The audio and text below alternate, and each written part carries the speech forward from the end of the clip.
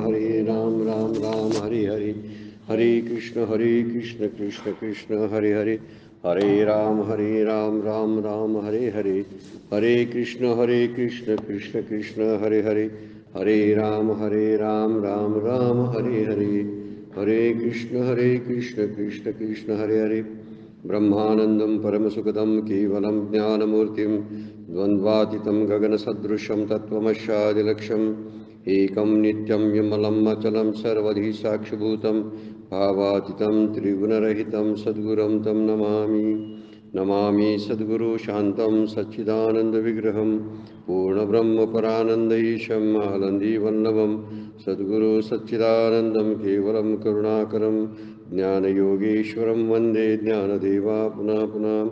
ओम नमो ज्ञानेश्वरा करुणाकरा दयाळा, तुमचा अनुग्रह लादलो पावन झालो चराचरी, मी कलाकुसरी काहीच नेने बोलतो वचने अतिभाविका, एका जनार्दनी तुमचा दास त्याची आस्पुरवावी। सर्व संतांना वंदन, सद्गुरूंना वंदन, आपणा सर्वांना वंदन करून आजच्या चिंतनाला प्रारंभ। कालच्या चिंतनामध्ये आपण 123 नंबरच्या ओवीचा विचार केला होता आणि श्लोक क्रमांक 25 वर आपलं निरूपण चाललेलं आहे। दैवमेवा परे यज्ञम योगिनाम पर्युपासते ब्रह्माग्नावा परे यज्ञम यज्ञे नैवोपजुहती, अशा दोन प्रकारचे यज्ञाचं वर्णन यामध्ये केलेलं आहे। ते देवयज्ञ एक आहे आणि एक ब्रह्मरूपी यज्ञ आहे। देवयज्ञ जो आहे ते आपल्या क्रिया आपलं आणि आपल्यासाठी न मानणं, हे सगळं भगवंताचं मानणं, अशा अर्थानं जो यज्ञ केला जातो, ज्या अर्थानं हे कर्म केलं जातं त्याला देवयज्ञ दैवयज्ञ म्हटलेलं आहे। आणि ब्रह्मरूपी यज्ञ जो आहे तिथं विचार वापरून विवेकानं असणारा संसाराशी असणारा संबंध सोडून परमात्म्यात लीन होणं हा एक ब्रह्मरूप यज्ञ आहे। त्या ब्रह्मरूपी यज्ञाचं सुद्धा वर्णन कालच्या याच्यामध्ये आपण बघितलं होतं। त्यामुळे आत्मज्ञान प्राप्तीसाठी अहोरात्र यज्ञ करावा लागतो असं माऊलींनी त्या ओवीवरती भाष्य करताना श्लोकावरती बोललेले आहेत। जे यजनशील अहर्निशी शब्द वापरला, जी अविद्या हविली मानशी गुरुवाक्य हुताशी हवन केले, असं वर्णन माऊली करतात त्यावरती। इथे म्हणतात मनाचं आणि अविद्येचं हवन केलं पाहिजे। कोणत्यामध्ये तर श्री गुरुरूपी जो उपदेश आहे, श्री गुरूंचं जे वाक्य आहे त्या वाक्यामध्ये या मनाचा म्हणजे अंतःकरणाचा, अविद्यासहित अंतःकरणाचा आपण हवन केलं पाहिजे, त्याला अग्नी दिला पाहिजे। म्हणजे गुरुवाक्यरूपी अग्नीमध्ये मनास अज्ञानाची आहुती दिली पाहिजे, अशा विचार 123 नंबरमध्ये माऊलींनी मांडलेला होता। म्हणजे आपले संकल्प विकल्प जे मनाचे आहेत, बुद्धीच्या काही क्रिया आहेत, चित्ताच्या क्रिया आहेत, ह्या त्या अग्नीमध्ये अर्पण करणं म्हणजे सद्गुरूंनी दिलेल्या तत्वमसी वाक्याचा विचार करणं। अहर्निशी शब्द एक वापरलेला आहे। गुरुवाक्य शब्द जो वापरला, गुरुवाक्य हुताशी यजनशील अहर्निशी, सतत त्यामध्ये ते भजनामध्ये म्हणजे त्या विचारामध्ये आत्मानुसंधानामध्ये रममान असतात, असं वर्णन केलेलं आहे। आणि कुणाचा विचार करतात, कोणत्या गोष्टीचा, तर तत्वमसी या महावाक्याचा। इतर अवांतर वाक्य आहे, जीव आणि परमात्म्याचं स्वरूप वर्णन करणारं जे वाक्य असतं त्याला अवांतर वाक्य म्हणतात। आणि जे वाक्य जीव आणि परमात्म्याचं ऐक्य दाखवतं त्याला महावाक्य म्हटलेलं आहे। तत्वमसी एक महावाक्य आहे, छांदोग्य उपनिषदामध्ये त्याचं वर्णन आलेलं आहे। ते तू आहेस तत्व, असं सद्गुरू सांगत असतात शिष्याना, आणि सद्गुरूंनी तो उपदेश घ्यावा आणि त्या उपदेशाचं चिंतन करत करत मनाच्या सगळ्या क्रिया आणि अविद्या याची आहुती द्यावी। आहुती द्यावी म्हणजे अंतःकरण संपवून टाकावं, आणि अंतःकरण संपलं की पुन्हा जन्माला घालणारी जी क्रिया आहे ती अंतःकरणाची असते। अंतःकरणामुळेच म्हणजे सूक्ष्मदेहामुळेच आपण पुन्हा जन्माला येतो। हा लिंगदेह एकदा विलीन झाला आणि त्याचं हवन झालं श्रीगुरुरूपी वाक्यामध्ये त्या, तर पुन्हा जन्माला येणं घडत नाही, असं माऊलींनी आपण कालचं चिंतन त्या दृष्टीनं बघितलेलं होतं। 124 नंबरची उभी पुढची आहे बघा आता। तीही योगाग्नि की यजिजे तो दैव यज्ञ म्हणजे, जेने आत्मसुख कामिजे पंडुकुमारा। ज्या दैववाद्याने शरीर क्लेशा वाचून आत्मसुखाची इच्छा केली आहे, त्या दैवयोगरूपी अग्नीने साग्निक असलेल्या साधकाने दैवयोगाग्नीत विषयाचे हवन केलेले असते, म्हणून त्याला दैवयज्ञ म्हणतात। देवयज्ञाची व्याख्या केलेली आहे की योगरूपाचा अंगीकार केलेले साधक असतात ते देवयज्ञ करतात, आणि त्या यज्ञामध्ये आत्मसुखाची इच्छा सामावलेली असते. म्हणजे यज्ञ करताना इच्छा कोणती? आत्मसुखाची. विषयसुखाची इच्छा जीवानं कधीच करू नये, कारण विषयसुखी प्रारब्धाने मिळत असतात.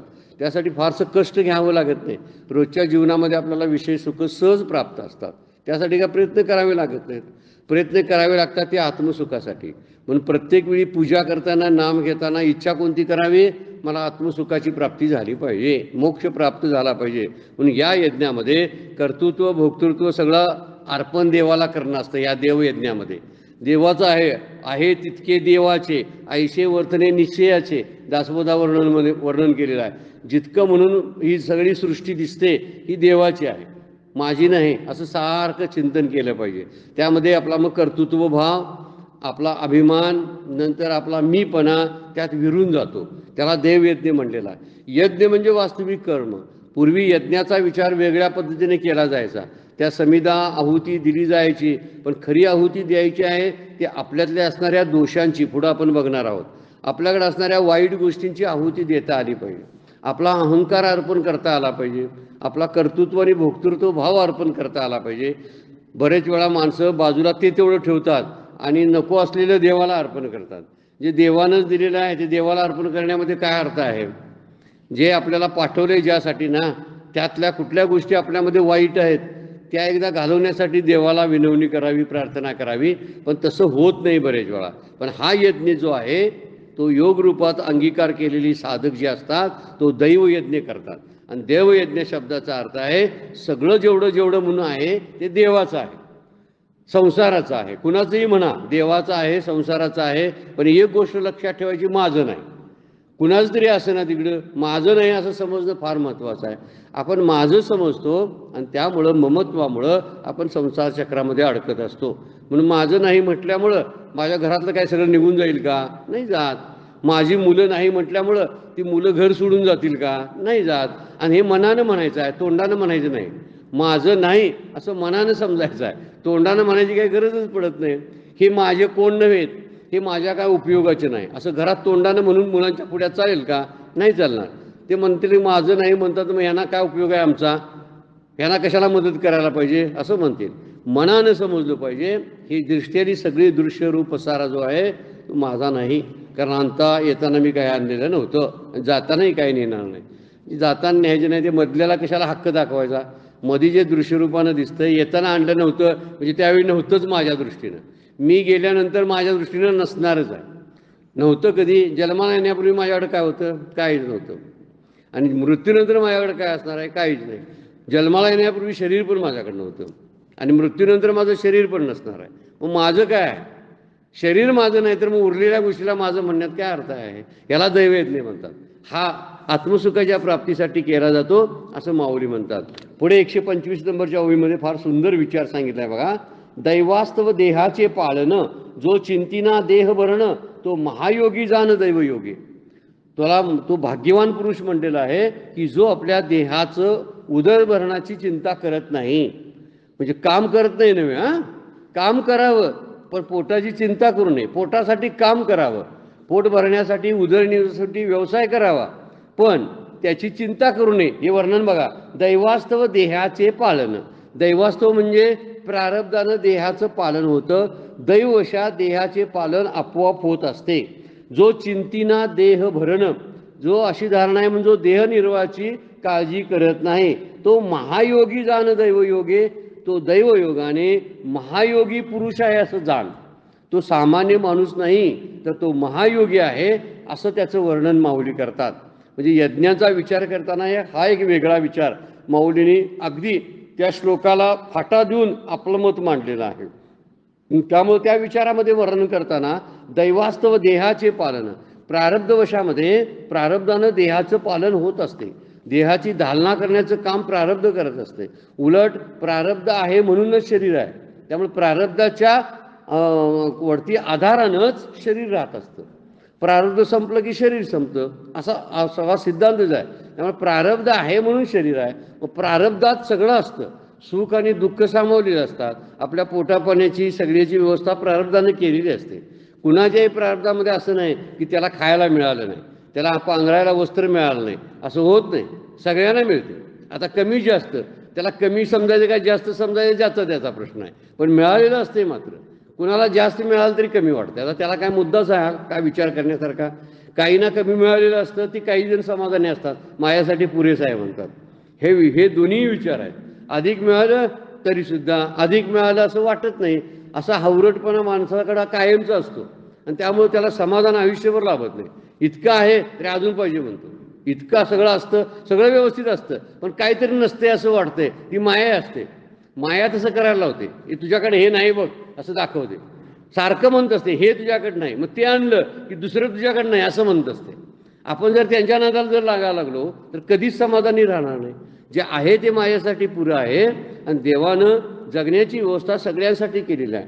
जेवढं जीवाला आवश्यक आहे, जेवढे प्राणी जन्माला आले त्यांना अन्न पाण्याची व्यवस्था जेवढी लागते तेवढी देवानं पुरवलेली आहे. म्हणून महात्मा गांधींचं एक वाक्य आहे की देवा माणसाला जेवढं लागतं तेवढं पृथ्वी तलावर सगळं आहे, तेवढी गरज भागवण्यासारखं इतकं साहित्य आहे, पण माणसाची हाव पुरवण्या इतकं मात्र नाही आहे. आता भांडण तंटे संघर्ष हे जी युद्ध व्हायला लागलेत या सगळ्याला कारण भाऊबंदकी द्वेष मत्सर काम क्रोधाचे सगळे आविष्कार दिसतात.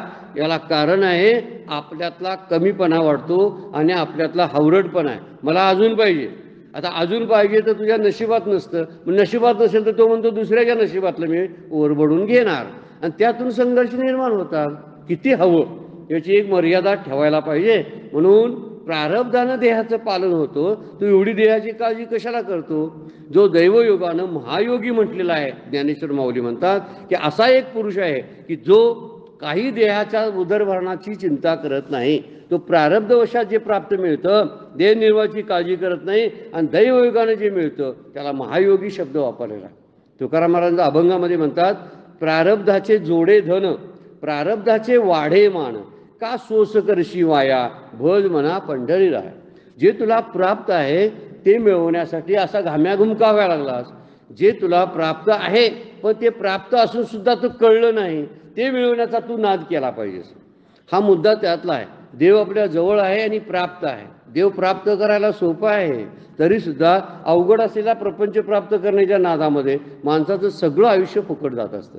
आणि जे प्राप्त आहे आणि ते प्राप्त आहे ते आहे आपल्याजवळ याची फक्त जाणीव व्हायलाच अनेक जन्म जातात. की माझं आत्मस्वरूप माझ्याजवळ आहे, त्या आत्म्याचं ज्ञान होणं ह्या गोष्टी मिळायसाठी खूप वर्ष जावी लागतात. आणि हे जे आहे ना ते प्रारब्धानं वाट्याला झालेलं असतं ना, मग वाट्याला आलेलं आहे त्याच्याबद्दल आणि काय करायचं? मग ते जास्त काम कष्ट केलं म्हणून आहे त्या सेविंगमध्ये काय वाढ होणार नाही. कोणतं सेविंग? प्रारब्धाचं. प्रारब्धानं आपल्या नावावरती काहीतरी टाकलेलं आहे आणि तेच आपण घेत असतो मरेपर्यंत. त्याच्यापेक्षा आपल्याला जादा काय मिळत नाही आणि त्याच्यातलं कमी सुद्धा आपल्याला काय मिळत नाही. म्हणजे कमी मिळू नये जास्त मिळू नये अशी व्यवस्था प्रारब्धाची असते. मग चिंता कशाची करायला पाहिजे? आता हे शरीर दिलेलं आहे, या शरीरातून मला कायमचं सुटण्याचा काहीतरी मार्ग आहे काय याची चिंता करायला पाहिजे. पण जे आहे प्रारब्धवशामध्ये मिळालेलं मान धन सन्मान सगळं प्रारब्धानं मिळत असतं. त्यासाठी काय विशेष प्रयत्न करावे लागत नाहीत. आपल्याला अनेक वेळा अनुभव येतात, आपण काही कष्ट केलेलं नसतं तरी पण मिळत असतं. सहजपणाने काहीतरी आनंदाचे क्षण आपल्या वाट्याला येत असतात. हे कशामुळं? प्रारब्धामुळं. आणि बरेच वेळा एखाद्या गोष्टीसाठी आपण खूप प्रयत्न करतो पण तीही मिळत नाही. मग हे कशामुळं? प्रारब्धामुळं. म्हणजे का प्रयत्न सोडावेत असा त्याचा अजिबात अर्थ नाही, तर प्रयत्न हे करावेत. पण जे आपल्याला उदरभरणापुरतं मिळतं त्यामध्ये समाधान मानणं फार गरजेचं आहे. एकनाथी भागवतमध्ये फार सुंदर एक दोन ओव्या आहेत बघा. मेळवावया अन्न आच्छादन न सिंती साधक सज्ञान. जे सज्ञान असतात ना ते अन्न किंवा कपडे वस्त्र मिळवण्यासाठी फारशी धडपड करत नाहीत. देह अदृष्ट अधीन ते सहज जान प्रतिपाळी. हा देह अदृष्टाच्या अधीन आहे हे त्यांनी निश्चय केलेला असतो. आणि त्यामध्ये काय करतात? मेळवावया आच्छादन न अन्न आच्छादन न शिंती साधक सज्ञान. सज्ञान जे साधक असतात म्हणजे सत्पुरुष जे असतात ते सत्पुरुष अशी कधीच इच्छा कुठल्या प्रकारची करत नाहीत. कारण इच्छा न करता प्रारब्ध आपल्याला देत असतं आणि इच्छा केली तरी बरेच वेळा प्रारब्धामुळेच मिळत नाही. प्रारब्धच मुळेच मिळत नाही आणि प्रारब्धामुळेच मिळतं. ह्या गोष्टीचं एकदा आपल्याला लक्षात आलं पाहिजे. जैसे देहाचे प्राक्तन तैसे होय अशन वसन. पोटाला मिळणं, वस्त्र मिळणं हे देहाचं प्राक्तन असतं. परी गुरुवाक्य सुख सांडून देहावरी ममत्व नये. म्हणून गुरुवाक्याचं सुखच पकडावं, याच्या पलीकडे काय विचार करू नये. म्हणून सद्गुरूंनी दिलेल्या उपदेशाचं सतत चिंतन करावं, असं तर ज्ञानेश्वर माऊली किंवा एकनाथी भागवतामध्ये नाथ महाराज बोलतात. म्हणून देहाचं पालन जे आहे त्याची चिंता फारशी करू नये, याचा विचार या ओवीमध्ये सांगितलेला आहे. तुळशीदासांचा सुद्धा फार सुंदर असा दोहा आहे की जे मिळायचं असतं ना ते मिळतं. ते बोलतात काय बघा, तुलसी मुर्दे को देत लकडी कपडा आग.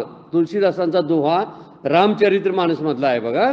तुलसी मुर्दे को देत लकडी कपडा आग, जिंदा रहकर शोक करे तू ऐसा मूर्ख अभाग. मूर्ख म्हणले ना ते काय म्हणतात, अरे प्रेताला सुद्धा कपडे, बांबू आणि सरपण मिळतं.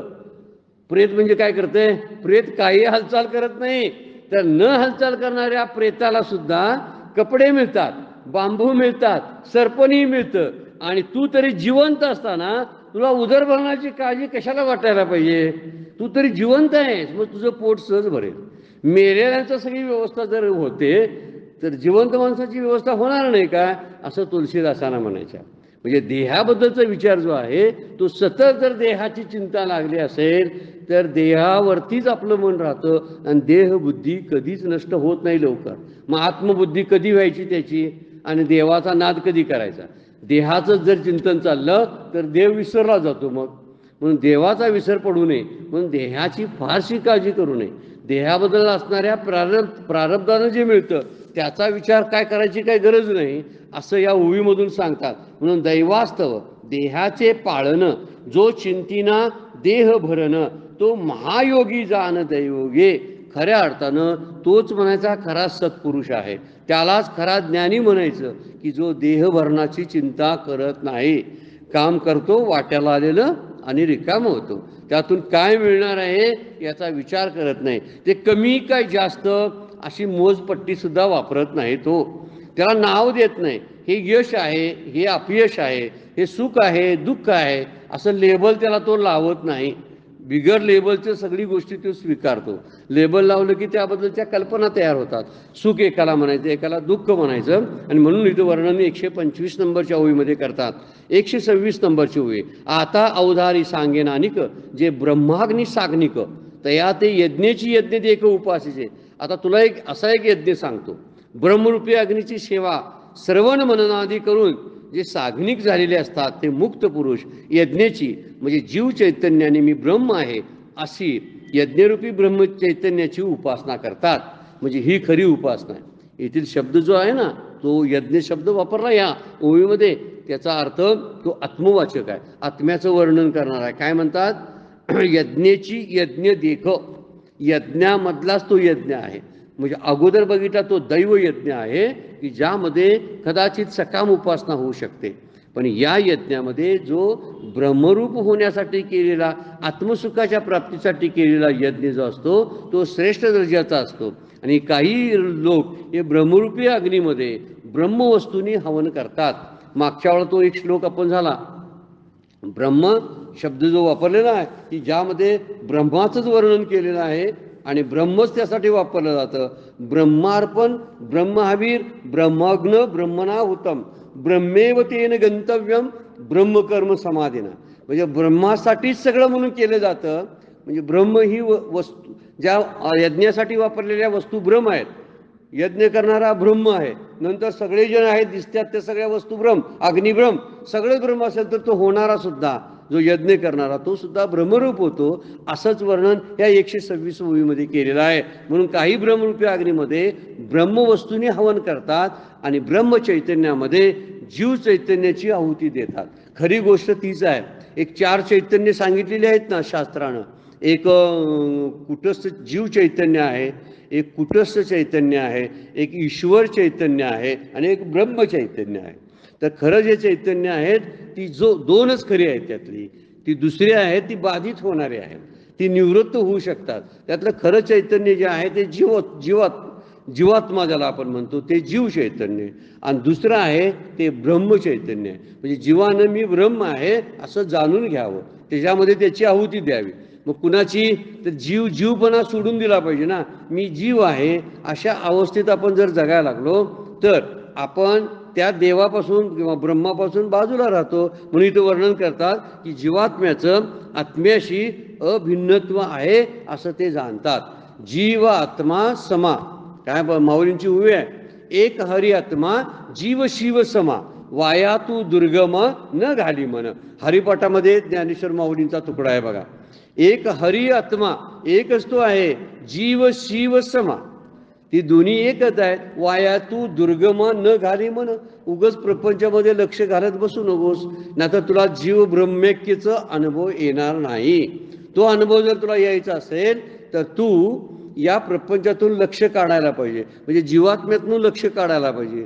जीवात्म्याला येणं जाणं आहे, आणि त्यामुळं जीवात्मा जर म्हटला तर तो त्या आत्म्यास्वरूपामध्ये विलीन होऊ शकतो. आणि तसंच ही ज्ञानप्रधान उपासना या ओवीमध्ये माऊली सांगतात.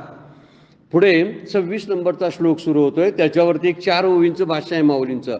श्रोत्रादीन इंद्रियान्यन्य संयम अग्नेषु जुहती, शब्दादीन विषयान्यन्य इंद्रिय अग्निषु जुहती. कसले यज्ञ आहेत बघा, फार वेगळे यज्ञ. यज्ञांचे 2-4 असे श्लोक यामध्ये टाकलेले आहेत. काही अष्टांग योगी श्रोत्रादी इंद्रियांचे संयमरूपी अग्नीत हवन करतात. म्हणजे जी श्रोत्रादी इंद्रिय आहेत, म्हणजे त्याला ज्ञानेंद्रिय आपण जे म्हणतो, कान, डोळा, नाक, जीभ ही जी इंद्रिय आहेत, या इंद्रियांचं हवन संयमरूपी यज्ञामध्ये करतात. म्हणजे त्या इंद्रियावरती संयम ठेवतात. सोप्या भाषेमध्ये त्याचा अर्थ आहे की ती इंद्रिय काहीतरी वरळू नयेत म्हणून त्याचा विचार करतात आणि त्याच्यावरती संयम ठेवतात. आणि शब्दादीन विषयान्यन्य इंद्रियाग्नेषु जुहती, काही जे आहेत कित्येक विरक्त शब्दादी विषयांची इंद्रियरूपी अग्नीमध्ये आहुती देतात. एक संयमरूपी अग्नी आणि एक इंद्रियरूपी अग्नी, अशा 2 अग्नीचं इथं वर्णन केलेलं आहे. आता हे काय फारसा आपल्याला या यज्ञांचा फारसा उपयोग नाही, पण जे भगवद्गीतेने सांगितलेलं आहे त्यावरती माऊलींचं भाष्य मात्र लक्षात ठेवण्यासारखं आहे. कारण माऊलींना हे विषय जे आहेत ना योगातले खूप आवडतात. मूळचे ते योगिकच आहेत, योगी आहेत, आणि त्यामुळे योगावर बोलायचं झालं की बऱ्यापैकी ओव्या वापरलेल्या आहेत सगळीकडे. त्यांनी या ठिकाणी 2 यज्ञांचा विचार केलेला आहे. एक आहे तो संयमरूपी अग्नी आहे, त्यामध्ये श्रोत्रादी जी ज्ञानेंद्रिय आहेत त्यांचं हवन करायचं. दुसरा अग्नी इंद्रियरूपी अग्नी सांगितलेला आहे. त्या इंद्रियरूपी अग्नीमध्ये शब्दादी जे विषय 5 विषय आहेत त्या 5 विषयांचा दहन करायचं, हवन करायचं.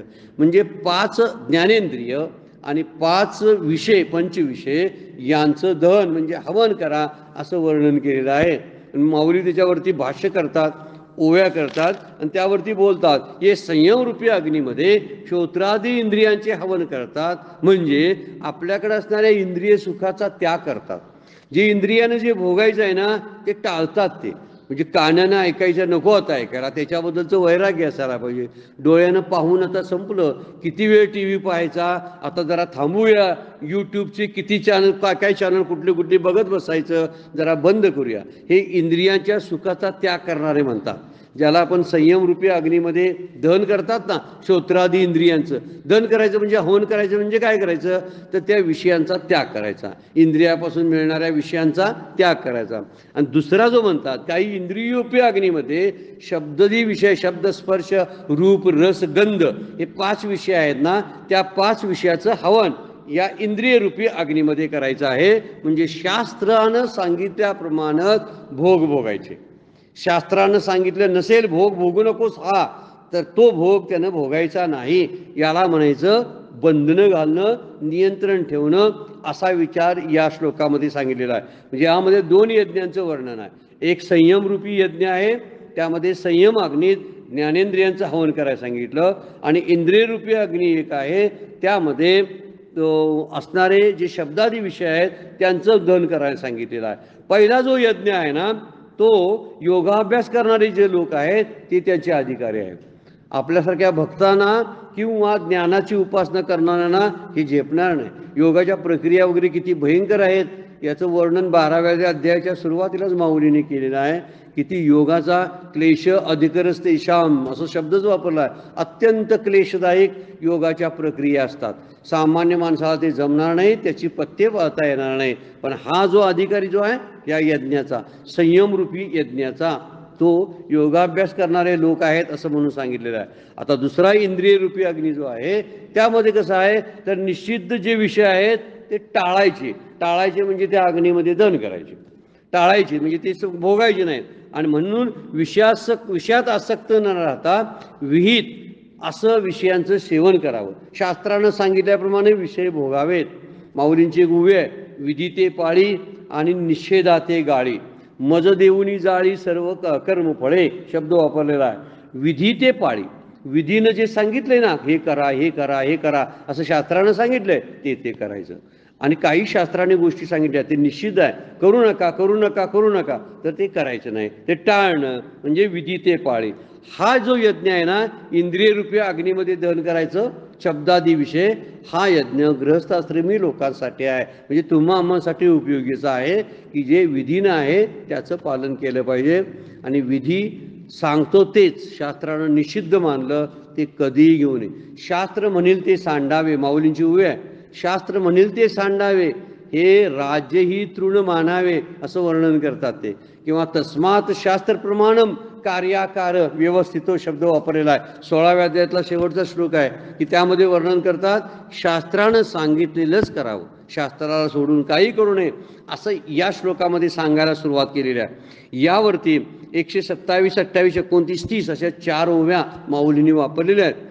एक संयम अग्निहोत्री ते युक्तित्रयाच्या मंत्री, यजन करती पवित्री इंद्रिय द्रवी, तेच वर्णन करायला चालू केलेलं आहे. बघा, काही जण आहेत ते संयमरूप अग्नीची सेवा करतात, संयम पाळतात, प्रत्येक गोष्टीवर ते त्यांचं नियंत्रण असतं. खाणं, बोलणं, चालणं आणि विचार करणं सगळ्यावरती नियंत्रण असतं. आणि हे नियंत्रण त्यांनी पाळलेलं असतं. यासाठी त्यांना ध्यान, धारणा, समाधी यांचा एकत्रित असा संयम करावा लागतो. म्हणजे यम नियमाचा जो विचार सांगितलेला आहे शास्त्रानं ना, तो यम नियमाचा विचार किती आपण केला पाहिजे. त्यातलाच हा प्रकार सांगितलेला आहे बघा, ध्यान, धारणा आणि समाधी ही त्रिपुटी आहे. आणि एका एका टप्प्याने समाधीपर्यंत जावं अशी अपेक्षा आहे. त्याशिवाय युक्ती शब्द वापरलेला आहे बघा, काय म्हणतात ते, एक संयमाग्निहोत्री ते युक्तित्रयाच्या मंत्री. त्रय म्हणजे तीन गोष्टी. ती युक्ती कोणती? युक्ती म्हणजे बंध. काही बंध योगामध्ये सांगितलेले आहेत बघा. त्यामध्ये बंधाला आपण बोलतो मूळ बंध, जालंधर बंध, उडियान बंध. योगी क्रिया करणारे आता काय फारशी माणसं नाहीत, पण त्याच्यासाठी काही जण अजूनही जी योगासनं शिकवणारे मोठे योग शिक्षक आहेत त्यांनी काही ना या अजून येतं की मूलबंध कसा लावायचा, जालंधर बंध कसा लावायचा, ओडियान बंध कसा लावायचा. म्हणजे पोटाच्या ठिकाणी छातीच्या ठिकाणी किंवा मूलाधार चक्राच्या ठिकाणी बंद लावणं आणि श्वास कोंडून ठेवणं. नंतर कंठ बंद करणं, कंठातला येणारा हवा जे आहे वायू तो बंद करणं काही काळ, याला बंद म्हणलेला आहे. 3 बंद म्हणून इथं म्हणलेलं आहे युक्तित्रयाच्या मंत्री ते हवन करतात. म्हणजे त्या दृष्टीनं योगाच्या दृष्टीनं प्राणापानाचं नियंत्रण करतात. आणि त्या नियंत्रणामुळे त्यांना कदाचित आत्मसुखाची प्राप्ती होईल. म्हणून हे बंद जे आहेत ते युक्तिरूप मंत्राने इंद्रियांचं हवन करतात. बंद लावण्याने काय होतं, इंद्रियाची दारं जी असतात ती आकुंचन पावतात. बरीचशी इंद्रिय बंद होतात. ज्यावेळी आपण कंठातून जालंधर बंदाचा, काय ओडियान बंद, मला त्याचं नाव माहीत नाही कारण स्वतः आपण कधी केलेलं नाही, तरी पण माहिती फक्त पुस्तकातली आहे. ज्यावेळी कंठ आपण बंद करतो किंवा मूलाधार चक्र जेव्हा आकुंचन पावलं जातं तेव्हा अपानवायूचा किंवा प्राणवायूचा बंद तयार होतो. एक प्रकारचं एक गाठ बनते, त्यामुळे वायूचं येणं जाणं थांबतं आणि मधली स्थिती जी आहे ना ती अनुभवता येते. पण यासाठी अगोदर त्या शरीराची पात्रता तशी पाहिजे. शरीर जर त्या गोष्टी ज्या वयात त्या कराव्या लागतात. नको त्यावेळी जर हे करायला आपण जर लागलो ना तर याचा फार मोठा तोटा होतो.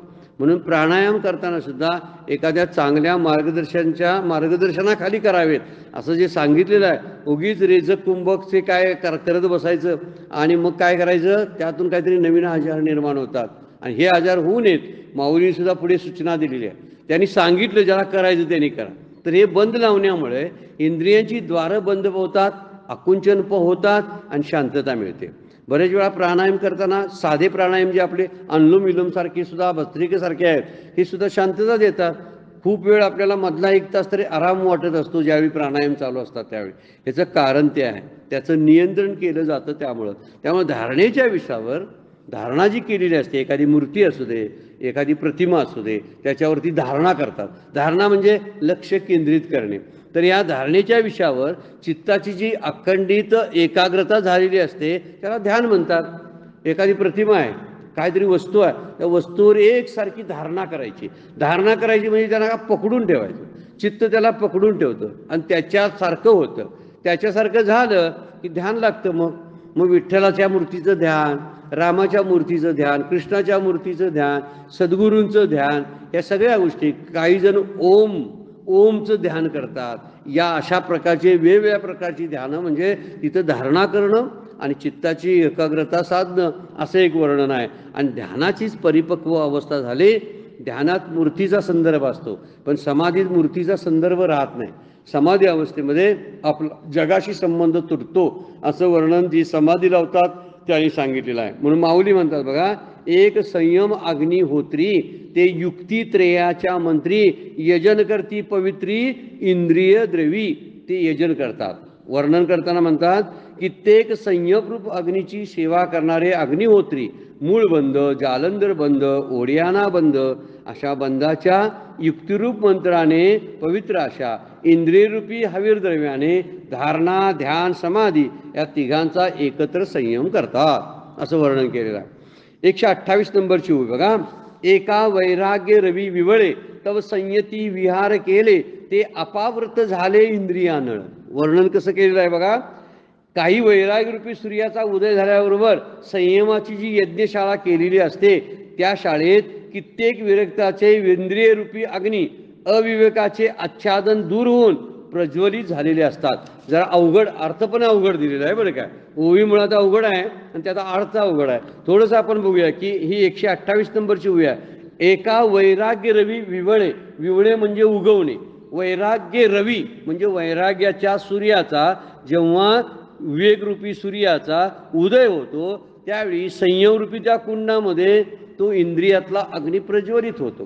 म्हणजे इंद्रिय सगळी नष्ट व्हायला लागतात, संयम वाढायला लागतो आणि ते वैराग्यानं संयम होतो.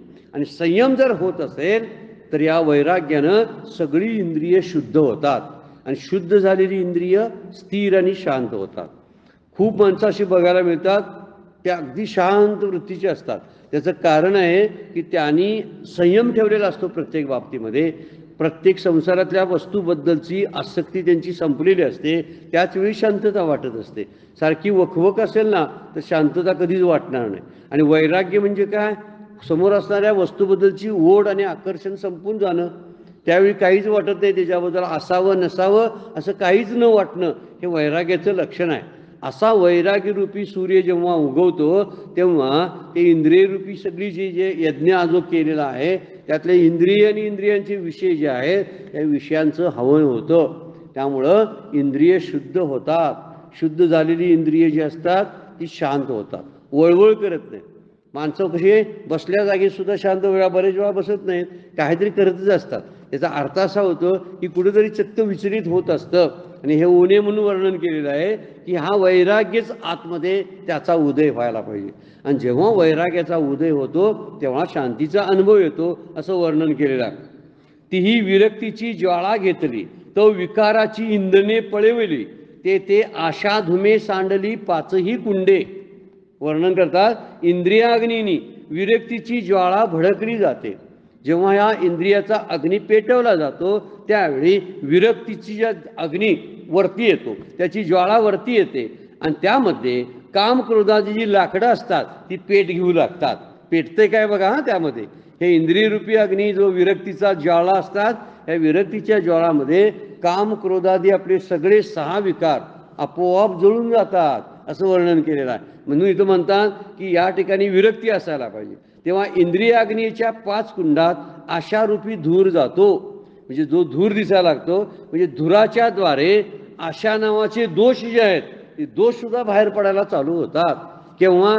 जेव्हा विरक्ती येते तेव्हा. म्हणून ती फार सुंदर विरक्तीच्या बद्दलची ओवी वापरलेली आहे. 129 नंबरची ओवी आहे. की इंद्रिय रूपे कुंडामध्ये संयमरूपी अग्नी पेट घेत असतो. हा, आणि तेव्हा वैराग्याची आहे 6 वैराग्याची जी ज्वाळा निघते, त्या वैराग्याच्या ज्वाळेमध्ये 6 विकार म्हणजे काम, क्रोध, लोभ, मोह, मद, मत्सर ही 6ही विकार जळतात आणि त्याचा धूर तयार होतो. त्या विकाराचं सर्पण होतं म्हणजे इंधन होतं आणि त्यातून अशारूपी दूर बाहेर पडतो. म्हणजे मन जे असतं ते निषिद्ध विषयांचा त्याग करायला लागतं. इथं जरी अग्नीचा अर्थ जरी दिला असला तर खरा अग्नी काय दिसत नाही. तो आपण जे मन घालतो त्यामध्ये विकार घालतो ते पेटायला चालू होतात. याचा अर्थ आपल्याकडे वैराग्य येतं आणि मन जे असतं ते निषिद्ध विषयांचा त्याग करू लागतं. त्यावेळी खरा अग्नी पेटला म्हणायचा. नाहीतर नुसता काय उपयोगाचा नाही. पण तुकाराम महाराजांचा एक अभंगाने आहे, तीळ जाळीले तांदूळ काम क्रोध तैशेची खळ. म्हणजे यज्ञामध्ये काय टाकतात? तीळ, तांदूळ, तीळ काय आणि काय काय असेल ते समिधा टाकत असतात. तीळ जाळीले तांदूळ काम क्रोध तैशेची खळ.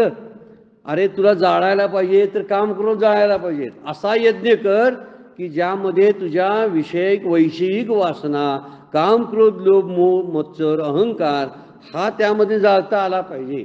असाच अग्नी तो असला पाहिजे. आणि तो अग्नी कोणता आहे म्हणतात माऊली? वैराग्याचा.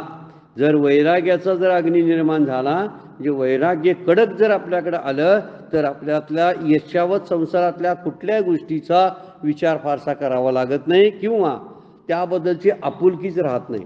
संसारा या समजता जाणी जे अनित्यता मग वैराग्य जवळीचा पाठी लागे. माऊलींची उभी आहे 15व्या अध्यायामध्ये. वैराग्य केव्हा येतं? समस्त संसारामध्ये सत्यता काढून घेतली पाहिजे. सगळ्या संसारात सत्य वाटतं, हे सत्य आहे, हे खरं आहे, हे खरं आहे, हे खरं आहे. आणि ती खरेपणा जर त्यातला काढला तर संसार मग कळेल की हा मिथ्या आहे. आणि त्यावेळी वैराग्य न मागता सुद्धा आपल्या मागून येईल असं माऊली बोलतात. म्हणून वैराग्याच्या अग्नीमध्ये हे काम क्रोधादी विकार जळून भस्मसात झाले पाहिजेत असं माऊलींचं सांगणं आहे. आणि या धुरावाटे जो धूर सांगितला ना, त्या धुराच्या वाटाने दोष जातात. हा विकारांचा धूर आहे आणि या वैराग्यरूपी अग्नीतून तो बाहेर पडलेला असतो. आणि त्यामुळं इंद्रिय शुद्ध होतात. कारण ती इंद्रियरूपी अग्नी आहे, इंद्रियांना जाळण्याचं काम करतं. त्यामुळे वैराग्य एवढं दृढ होतं की ती इंद्रिय शुद्ध होतात. माऊलींची एक फार सुंदर उभी आहे. असं झालं की सर्वेंद्रियांच्या अंगणी विवेक करी राबणी साचची करचनी होती डोळे.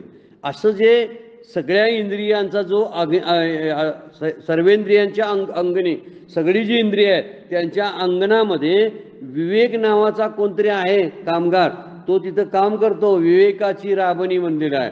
त्यावेळी साचची करचनी होती डोळे. त्यामुळं डोळ्याला, हाताला सगळ्यांना वैराग्य प्राप्त होतं. कानाचं वैराग्य, डोळ्याचं वैराग्य, जिभेचं वैराग्य ही सगळी वैराग्याचे प्रकार आहेत. हाताचे वैराग्य, पायाचं वैराग्य, जिथं जायला नको पाहिजे तिथं जाऊ नये हे पायाचं वैराग्य आहे. पाय कुठेही घेऊन जातील म्हणून काय जाऊन चालेल का? जे पाहायचं नाही ते टाळलं पाहिजे हे डोळ्याचं वैराग्य आहे. कान ऐकायचं नाही ते ऐकलं नको पाहिजे. पुढे उवीतमध्ये सांगितलेलं आहे बा, न ऐकणे ते कानची वाळी, न पाहणे ते दिटीची जीभची टाळी, अवाच्य ते टाळी जीभची गा. जे बोलायला नको पाहिजे ते जीभ टाळून देते, ह्याला वैराग्य म्हणायचं.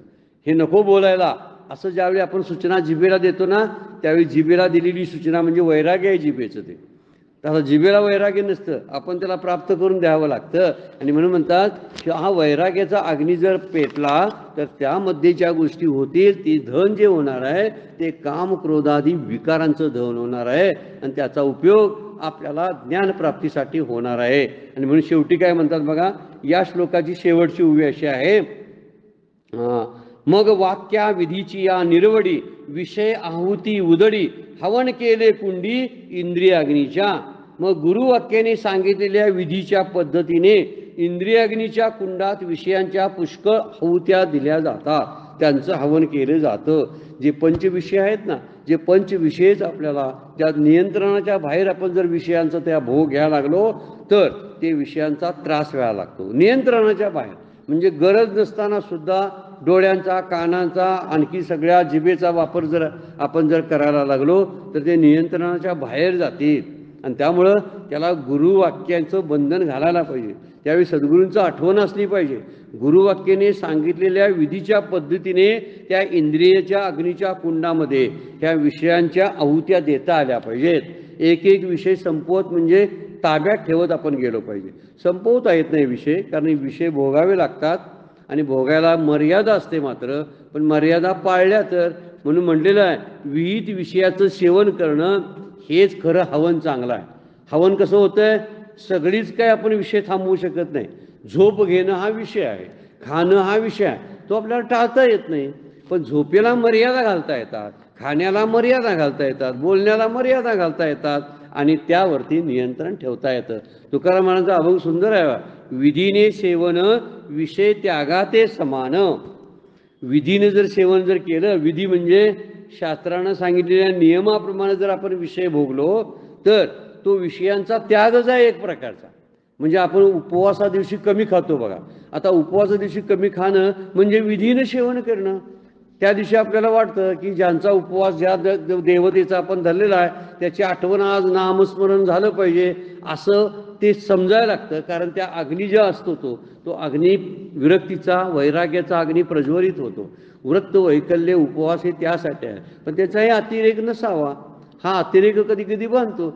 झोप घ्यायला पाहिजे. काही जण जर झोपच टाळून जर काहीतरी ध्यानधारणांनी नाम घ्यायला लागले तर नाम घेणारा शिल्लक राहील का? तो राहणार नाही. शरीरानं ज्या वापर आपण करतो ते शिल्लक राहणार नाही. म्हणून माऊलीने या 2, 3, 4 ओवीतून ह्या श्रोत्रादी इंद्रियांचं दहन कसं करायचं आणि शब्दादी 5 विषयांचं दहन आणि हवन कसं करायचं आणि वैराग्याच्या प्राप्तीनं, गुरुवाक्याच्या उपदेशानं त्यातून आपण आत्मसुखाची कशी प्राप्ती करून घ्यायची याचं वर्णन केलेलं आहे.